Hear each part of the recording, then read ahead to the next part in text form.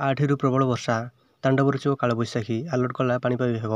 ଆଭ୍ୟନ୍ତରୀଣ ଓ ଉପକୂଳ ପ୍ରବଳ ଗ୍ରୀଷ୍ମପ୍ରବାହ ଭିତରେ ବର୍ଷା ଆଣିବ ଆଶ୍ୱସ୍ତି। ଆସନ୍ତା ଏପ୍ରିଲ 8ରୁ 11 ତାରିଖ ପର୍ଯ୍ୟନ୍ତ ବର୍ଷା ନେଇ ଆକଳନ କରିଛି ପାଣିପାଗ ବିଭାଗ। 8 ତାରିଖ ପାଇଁ 14 ଜିଲ୍ଲାକୁ ୟେଲୋ ୱାର୍ଣ୍ଣିଂ ଜାରି କରାଯାଇଛି। ସେହି ଜିଲ୍ଲାଗୁଡ଼ିକ ହେଲା ସୁନ୍ଦରଗଡ଼, ଦେବଗଡ଼, ଅନୁଗୁଳ, କେନ୍ଦୁଝର, ମୟୂରଭଞ୍ଜ, ଯାଜପୁର, ବାଲେଶ୍ୱର, ଭଦ୍ରକ, କନ୍ଧମାଳ, ଗଞ୍ଜାମ, ରାୟଗଡ଼ା, ଗଜପତି, କୋରାପୁଟ ଓ ମାଲକାନଗିରିରେ ଘଡ଼ଘଡ଼ି ବିଜୁଳି ସହ ବର୍ଷା ନେଇ ପୂର୍ବାନୁମାନ କରାଯାଇଛି।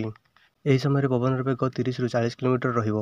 ସେହିପରି 9 ତାରିଖ ଦିନ 19 ଜିଲ୍ଲା ପାଇଁ ୟେଲୋ ୱାର୍ଣ୍ଣିଂ ଜାରି କରାଯାଇଛି। ସୁନ୍ଦରଗଡ଼, କେନ୍ଦୁଝର, ମୟୂରଭଞ୍ଜ, ବାଲେଶ୍ୱର, ଭଦ୍ରକ, ଢେଙ୍କାନାଳ, ଯାଜପୁର, କଟକ, କେନ୍ଦ୍ରାପଡ଼ା, ଜଗତସିଂହପୁର, ଖୋର୍ଦ୍ଧା, ନୟାଗଡ଼, ପୁରୀ, ଗଞ୍ଜାମ, ରାୟଗଡ଼ା, ଗଜପତି, କୋରାପୁଟ, ନବରଙ୍ଗପୁର ଓ ମାଲକାନଗିରିରେ ବର୍ଷା ନେଇ ଆଲର୍ଟ କରାଯାଇଛି।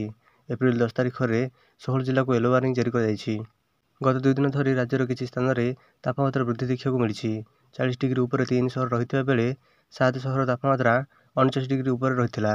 ଟିଟିଲାଗଡ଼ରେ ସର୍ବାଧିକ 40.5 ଡିଗ୍ରୀ ତାପମାତ୍ରା ରେକର୍ଡ କରାଯାଇଥିବା ବେଳେ ସୋନପୁରରେ 40.1 ଡିଗ୍ରୀ ଓ ବୌଦ୍ଧରେ 40 ଡିଗ୍ରୀ ରେକର୍ଡ କରାଯାଇଛି।